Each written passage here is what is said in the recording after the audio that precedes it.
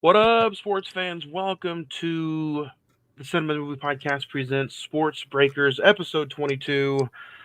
We are finally here, Craig. I'm one of your hosts, Juan. I'm joined by the other host, Craig.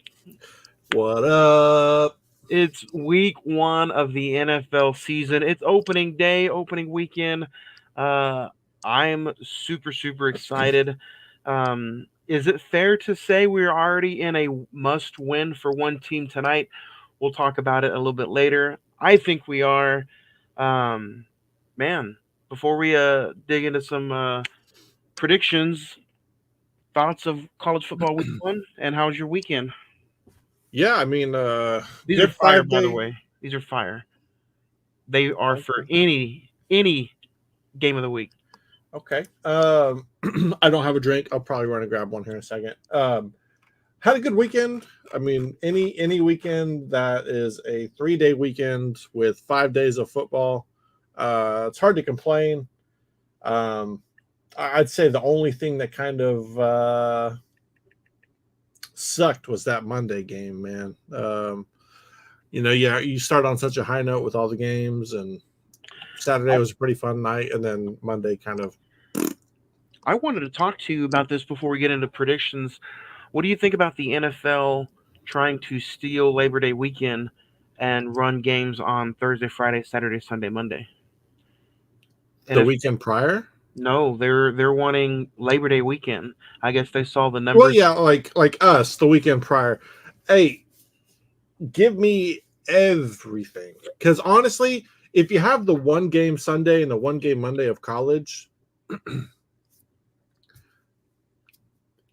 like the USC game was pretty entertaining, but that Boston College game, Florida State game, I if there was an NFL game on that was a Monday night game, I probably would have watched that instead, if I'm being honest. So you want to throw a Thursday, Friday, Saturday, Sunday, Monday game on, you want to have 5 straight days of the NFL as well.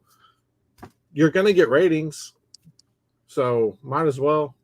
And it's all around, all around. All people are doing Labor Day weekend. Most, I'd say, like 80% of people are just chilling around the house, cooking out, drinking beer.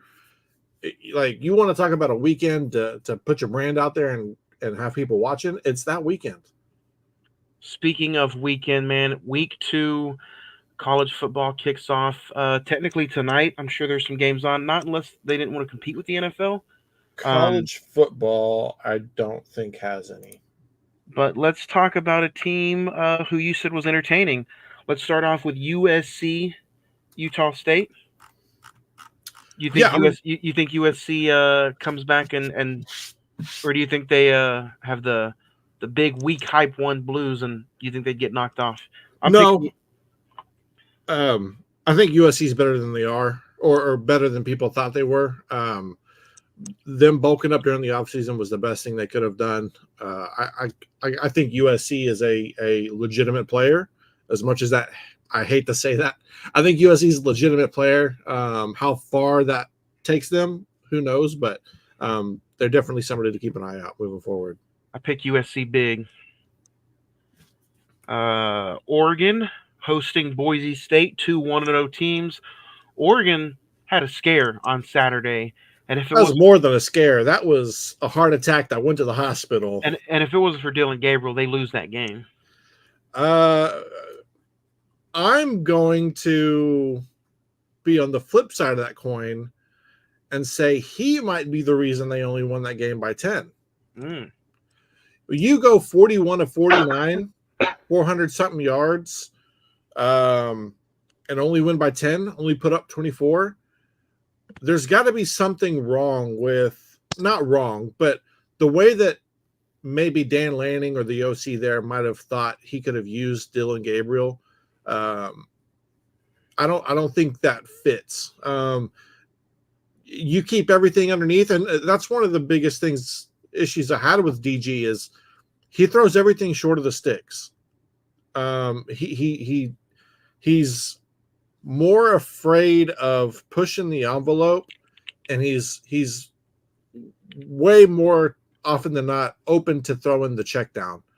And you do that multiple times throughout a game, and say you run the ball on first down and it's 2nd and 8, you throw a check down, it's 3rd and 7, you're behind the sticks. Now, granted, you didn't convert many 3rd down opportunities this past weekend, but you something's off with Oregon, and hopefully, maybe they get it corrected this weekend. They have a lot of talent, obviously, but we'll see. But I do expect. I expect Oregon to win just because it's at home, but it's going to be close. I don't think the take the under on the 21.5, in my opinion. Boise State's a pretty good football team as well. 21's a lot of points for somebody who almost just lost like that. I think Oregon gets it done at home too. Let's talk about Oklahoma. Houston at Oklahoma. Houston's 0-1. Oklahoma impressive win Friday night at home. Do you think this one might be close, or you see Oklahoma winning big again? Well, you have teams like, I'm not doing this because it's Texas, but they're the first one that comes to mind. Teams like Texas win 51-3 versus Colorado State. Teams, other teams like Ohio State wins like 58-3 or something like that. And those are impressive wins. And then people look at Oklahoma and they're like, oh, they have issues with this. They have issues with that. They didn't complete or convert on 3rd downs. You're telling me a team who converted 1 3rd down all game, quarterback had 150 yards passing, rushed for 220, won 51-3, is an okay win? Brother, wait until the O-line gets shored up. Wait until the wide receivers come back from being rested out and held back. Wait until Jackson Arnold gets his feet actually in college football. You're saying you heard some people out there say that was just an okay win? A lot of people were saying they must be. Are they local? Because all the ESPN stutters I heard, impressive big win by Oklahoma. There was a few mainstream media. A lot of them were saying that. A lot of people on Twitter that are kind of fans of other people, and some talking heads on YouTube, they were saying it wasn't that impressive. Like it was okay. It was a good win, but should have been more.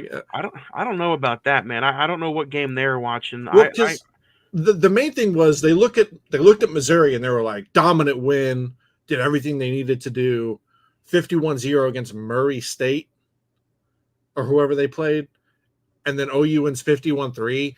The 3 could have been wiped away if Billy Bowman holds on to a interception 0.5 seconds longer, which would have been the 7th turnover.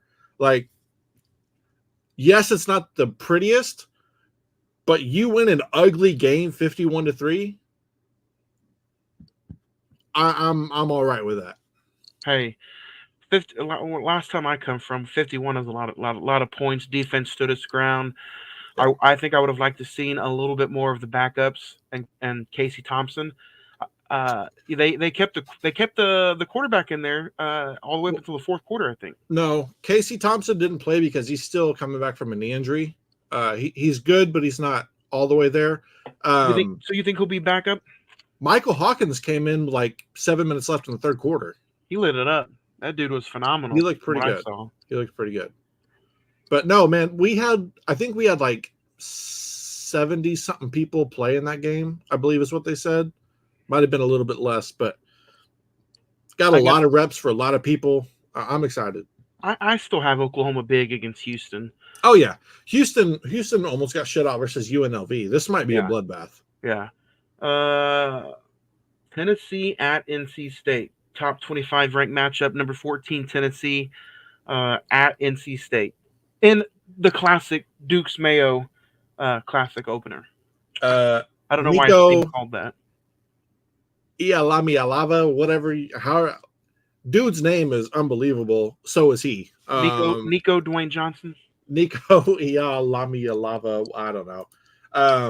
Dude is he's a stud. I think you look at the future of what the SEC has as far as quarterbacks. I mean, just 3 off the top of my head. Him, Arnold, Arch Manning. Arch Manning looked pretty good in his kind of cleanup time. But those three quarterbacks off the top of my head are going to be big time for the SEC moving forward. And if we want to throw Michael Hawkins in there, since Arnold might be here for another year, maybe two, those dudes are all studs. I got Tennessee big. Not big. I got Tennessee by 14 plus. This one's not really two ranked teams, but I want to talk about Baylor at Utah. Already a huge Big 12 game for Utah, but I think Utah and Cam Rising. I'm a huge Cam Rising fan this year. Big time. I think this is his coming out party, so to speak, and I think they beat Baylor big. What do you think? I'm not going to say coming out party. He's came out plenty of times, especially when he smacked that Trojan butt. At least I'm talking about Big 12 for the Big 12. Yeah. I think they beat Baylor pretty handedly. I'm like you said, I'm a big Utah guy. I like everything they're about, and I like Cam Rising. So give me Utah pretty decently. We'll talk about them because they may not lose another game. Notre Dame hosting Northern Illinois. Notre Dame looked pretty impressive. They looked good against Texas A&M. I got Notre Dame big against Northern Illinois. Yeah, I mean, the line's 28, 4 touchdowns. I don't think Vegas gets this one wrong. Notre Dame looked – now, we don't know how well of a team Texas A&M is. They could be better by the time it's, week 9, week 10. But Notre Dame looked pretty well oiled coming into that week 1, and they're only going to get better. Give me Notre Dame big. Adam Sandler's favorite team, so we're going to talk about him. Syracuse 1-0, hosting Georgia Tech. Georgia Tech going to wipe the mat with him? I'm not going to say wipe the mat. I think this will be like a 31-17 type game. After seeing Florida State on Monday, I don't think that win is impressive as people might have thought it was. So I'm turning back a little bit. Georgia Tech's still a good team, but it is at Syracuse. The line is only 3. The over-under, though, is 60.5. So maybe we're looking at like a 38-24 type game. I'm going with the Sandman teams, Daddy. I'm going Syracuse upsets Georgia Tech in this game. I don't see it. We'll talk about them just because it's fun. It's a rivalry game. Iowa State at Iowa. I don't think Iowa State is as tough as they were back in the day. I'm going Iowa. Well, when Iowa has a quarterback that's throwing for about 300 yards and they still might have the same type of defense that they did, game over for Iowa State. Give me Iowa. Kind of the last two big ranked games of the week. Arkansas at Oklahoma State in Stillwater. Do you think Oklahoma State gets upset? It's tough to tell. Arkansas looked pretty good last week. Quarterback looks pretty good. But they weren't tested on that defensive line, and that's where they're going to be hit the most with Ollie Gordon and that Oklahoma State offensive line. The line is only 7.5. It is in Stillwater. I'm not saying Arkansas is going to be intimidated by that environment at all. No. But it is Stillwater. Give me Arkansas by 7. I think I'll disagree. I'm going to go Ollie Gordon, Oklahoma State by 10. I think they win at home. Big game of the week, big noon kickoff. Texas at Michigan. You go first. Unless Michigan just came out and said, hey, let's play this game as close as possible versus Fresno State, so they think that we're just going to be trash and they come out and don't expect it. Unless that was their game plan like last week, Texas wins by 28 this weekend. 28. I thoroughly think that Michigan is not. You lose half your team to the draft. You lose your coaching staff. You lose Harbaugh. You lose McCarthy, Corum. Your defensive players. I think it may not be 28, but it's gonna be convincing. Unless Michigan was playing that game last week close to the chest and they wanted to show absolutely nothing, and it happened to be a scare. I got Texas. I hope I'm wrong though. I hope I'm wrong. Oh man, I thought we weren't gonna let no bias. No, No, last week I talked about how, what if Texas overlooks Colorado State for Michigan?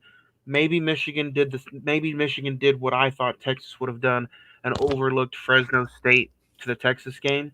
I think I don't know. I think that's might would have happened, but the defending national champions at home, big noon kickoff. I think that crowd's going to be hot. I think it's going to be close at halftime. I'm not going to say by 28, but I think Texas wins by 10. well, I'll put it this way. I see a 28-17. I'll agree with that just because Michigan can run the ball and the game's probably going to go a little bit quicker than maybe normal. For But Texas, yeah. I'm looking at Texas and they played at Alabama. They won in Alabama. The players on the team have played in big stadiums. They've won in big stadiums. The wide receivers, yes, all while being new, are from big time programs, except for Bond is from Bama, but Bolden and Golden are from Houston and Oregon State. So somewhat big programs, maybe not the biggest. I don't think the crowd is going to have anything to do with it unless just for some reason Arch can't hear. But with the new headset, Arch isn't starting. not Arch, Quinn. Oh. With the headset communication and signs, I don't think it'll be a problem, mainly because also your offensive line is fairly seasoned and coming back. Too many questions for Michigan. If it was me, if you were a betting man and you have neither team is your favorite, I wouldn't bet on this game. I'll put it that way. Michigan didn't show enough.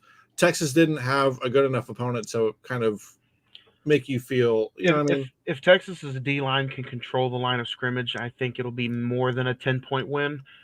But I'm still giving that's a big if. I'm still giving Michigan the benefit of the doubt. I still say Texas wins, but I think it's only going to be by 10. I mean, did you see that quarterback play last week for Michigan? Wasn't the greatest. So that's why in my head I'm like, I don't think they were holding anything close to the chest. They were just not very good because of what they lost and the whole change of system. And Jaden Blue played last week. I didn't think he was going to play last week, but he played. He looked decent. He looked pretty good. So yeah, Michigan. I think they're going to lose Texas by 10. So, but let's talk more about, though. Could be more. 10 could be more. Man, because if Texas strikes quick, and Michigan gets a 3 and out or 4, they get a first down, but then they go out and Texas goes up 14-0. I don't think Michigan has that same understanding of their team to be like, okay, we can sit here and still run the ball and be okay. I feel like they're going to try to start passing. You might get a pick 6 thrown in there. If Texas gets up quick, I feel like that's how the game's going to go. Michigan's going to have to play in the Texas hands. However, yeah, I mean, even if Michigan gets the ball first, drives the field, and scores, they would have to stop Texas 2 or 3 times in a row and score 2 or 3 times in a row for that game to even kind of worry me, because Texas has enough speed on the outside to get 1-2 play drives in 30 seconds. You know what I mean? I feel like if Texas gets the upper hand quick, it's over. The opposite, I'm not so much. And yeah, you're right. If Michigan for somehow, some way gets up, let's say 14-0, Texas can come back. Yeah, I mean, even if it's 21-3 at the end of the first quarter, which I don't think it's going to be, Texas has enough to be able to score 24 points in a quarter and get right back at it before half. So, let's talk about tomorrow's game first. Peacock exclusive, the Green Bay Packers at the Philadelphia Eagles. Who you got? Philadelphia is only a 2-point favorite. I'm going to take Philly just because I do not like the Jordan Love hype. He's too inconsistent. He's really good one week, not so great the next. I feel like Philly is, kind of built to be what you think they are is what they're going to be. And then especially adding Saquon. This If game is he's also if he's in healthy, I think they're good. It's in Brazil or something like Brazil. that. Yeah. I'm going to agree with you. I'm going Philadelphia.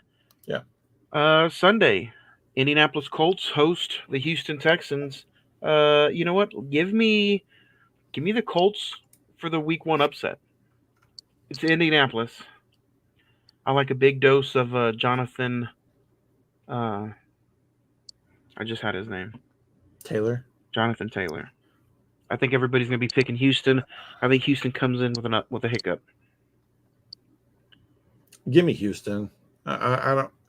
Something about it just doesn't sit right if I were to pick the Colts, even though they have some good talent. Everything is saying Houston though. Like everything is pointing Houston, but Yeah. the Colts are still sneaky good. So give me Houston, but I could very well be wrong. Another Sunday game, noon. Arizona Cardinals at the Buffalo Bills. Brand new look Buffalo Bills. I don't know if I trust Josh Allen that much anymore without his help. It is at home. Um, I don't think the Cardinals are just that good on defense, so I'm going Buffalo by 7 at home. Yeah, as long as Josh Allen's going to get the ball out. As long as the receivers that have come in catch the ball, I think they take that dub as well. Give me Buffalo. New England Patriots at the Cincinnati Bengals. Another noon game. Joe Burrow coming out there, 8-point favorites. I got Cincinnati. Yeah, give me the real Slim Shady, Joe Burrow. Another noon game. Minnesota Vikings at the New York Football Giants. Minnesota's a 1-point favorite. I like Minnesota in this game. I think New York is complete trash. Even without the starting quarterback, I think Sam Darnold goes in there and gets a W. Yeah, I agree with you. I don't think the Giants are going to be very good this year. Should be another fun game. Noon. The Tennessee Titans at Caleb Williams. Caleb Williams and the Chicago Bears at home at Soldier Field. I think the Bears get the Week 1 win, even though Give me the Bears. rookie quarterbacks are 0-14 Week 1 in the NFL. 0-14. I I think Caleb Williams gets it done. I think he has good enough weapons on the outside to make the plays. I think he gets them the ball and they are the difference makers. I don't think he goes out there and does anything too crazy. I think it's them making plays. Could be a low scoring game. So the spread is Chicago's a 3-point favorite. Another noon game. The Carolina Panthers at the New Orleans Saints. Saints are 4-point favorites at home. Um, Give me Derek Carr and the Saints. Yeah, Panthers are not very good. they messed up some of their trades and drafts over the last couple of years. Give me the Saints. This one could be a fun game. Another noon game. The Jacksonville Jaguars at the Miami Dolphins. But I still think Miami's got too much offensive power. Miami is 3-point favorites. I got the Dolphins in a Week 1 win. Yeah, give me the Dolphins. Could be a sneaky good game though. Could be a good game. I still think Miami pulls it out no matter how the game goes, though. uh, Noon game. The Pittsburgh Mike Tomlin Steelers are at the Atlanta Falcons. I think Pittsburgh, even with the quarterback debacle, Pittsburgh is underdogs going into this game. Atlanta's 3.5-point favorites. I still have the Pittsburgh Steelers winning. Give me old Kirk Thuggins, Drake London, and Kyle Pitts, Mm. along with a little Dijon out there to spice it up. Little Give me the Dijon. Falcons, little Dijon. First 3 o'clock game. The Las Vegas Raiders at the Los Angeles Chargers. Chargers are 3-point favorites. I don't see how. I got the Raiders, man. I think the Raiders are going to win, so I got the Raiders. Just because the Chargers have the quarterback edge. I know everybody's high on AOC and the quarterback they have out there, but give me the Chargers. I think just because it's Justin Herbert and they have a little bit more of I want to say foundation. I don't think they do. I'm just taking the Chargers out of pure 50-50. The Denver Broncos at Seattle. Seattle's at home. Seattle's also 6-point favorites. 45-year-old quarterback Bo Nix making his NFL rookie debut. I got Seattle in this one. I'll take Seattle as well, but I think Denver looks better than people might think they will be. I think Bo Nix is going to be pretty good for them. Yeah, and you still got Sean Payton over there. We know what he can do with some quarterbacks. The Washington Commanders at Tampa. Tampa's only 3-point favorites. I got Tampa big. I'm going to say Tampa by 10 at least. Oh, Baker. Yeah, give me Tampa Bay, man. Baker's coming off of a good season. He has the same system, same coach, same offensive coordinator. He's healthy. I think Baker has a really good year this year, and it starts with week 1. The Dallas Cowboys at the Cleveland Browns. Dallas is underdogs. Cleveland's 2.5-point favorites. I gotta go with them boys. I say Dallas by 3. Hold up. It's tough. I trust Dak more than I just trust Deshaun Watson. Yeah, nobody trusts Deshaun Watson. Not even his masseuses. CeeDee Lamb gonna be feeling good out there with his new contract. Running back room is a little better than it was a couple of weeks ago, with Dalvin Cook and Zeke, a little Deuce in there.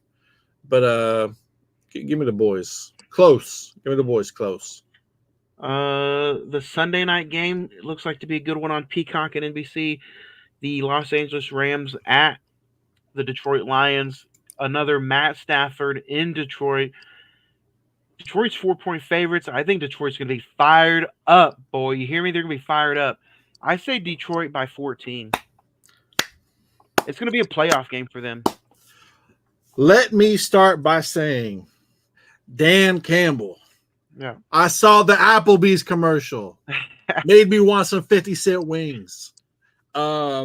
No, I've really enjoyed the story of the Lions with Dan Campbell and Hard Knocks and where they came from. Jared Goff was a throwaway. The Rams didn't really care for him anymore. They thought he was a bust. He was done. The Lions are built for success this year, and I think they take care of it week 1. Built for success. They were so close last year. They have everything. They got the quarterback. They got running backs. They got wide receivers. They got D-line. They got O-line. They got a coach. They play in a dome for the first 14 games of the year or something like that. It's ridiculous. I like the Lions a lot this year. We'll talk Monday night game before we talk tonight's game. The New York Jets at the San Francisco 49ers. ESPN, ESPN2, ESPN Plus, ABC. Who you got? If Aaron Rodgers lasts longer than one series, give me the Jets. You got the Jets in an upset? Yeah. If he doesn't last longer than a series, give me the 49ers. I got Aaron Rodgers too, man. I got the Jets in an upset at San Francisco. Yeah. As long as he stays healthy and plays.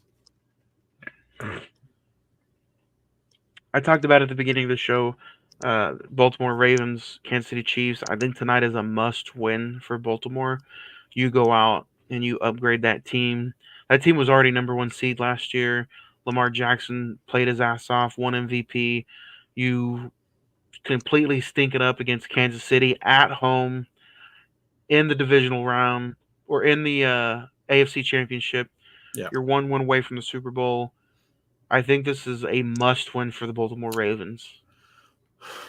I'm not going to say a must-win. You can't go 0-1 after going out there and getting Derrick Henry, upgrading and re-signing everybody, and then I don't think you can go 0-1. I think you have to prove this is why you go out and get Derrick Henry for games like today. I'll say this: if they lose, if people are watching the game, they're like the Chiefs are just better than the Ravens, then we have issues. But if it's a last second field goal because Patrick Mahomes does some Patrick Mahomes stuff in a 2-minute drill and gets the ball to like the 45 and they kick a field goal, I don't think it completely shatters their confidence. What if it's a 3-point field goal win after a Lamar Jackson pick? Then you start to have worries. I mean, it is week one. You can I know where you're going with this. I don't think it's a complete just cloud over your head for the entire year. You still have the entire year. The Chiefs could not make it to the AFC Championship. You know what I mean? It is just week one. Yes, it's the Chiefs, but if they beat you this game and you play them again in the championship game and it becomes 14-0 Chiefs real quick, then that week one starts to play back in your head like, well, damn, they've already beat us before. Baltimore, if you lose this game, tank and go get Shadir Sanders. No. No. I'll put it that way. I don't think this game matters unless they play them again in the playoffs and it starts to weigh in the back of like the Chiefs look just better than them in the playoffs. Then I think it's like mental mind games. It's like, okay, we've been here, done this. Last year, week one, we can't beat these dudes. I think that's when it comes back into play. If they lose this game and they don't play in the playoffs, it'll never be talked about again. But if they lose this game, play them in the playoffs, it's going to be a big talking point leading up to it. Man, so much fun. I think we might come back and talk another little 20, 30-minute conversation before Monday Night Football. What do you think? Little Monday night? Little Monday night? I mean, we have 5 days of football. There's going to be enough to talk about. You got Thursday, NFL tonight, tomorrow, college Saturday, full slate of NFL Sunday, and then the Monday. Ooh, boy, we are back. The full Monday, Thursday, Friday, Saturday, Sunday, Monday. You got 2 days off that you can go do whatever you need to do some yard work, see your family, say hello. The rest of the week, watch some movies. Watch some movies. A little Beetlejuice. Other than that, man, let's get out of here. Let's go enjoy week one, and we'll try to come back Monday and talk all the stuff that happened over the weekend.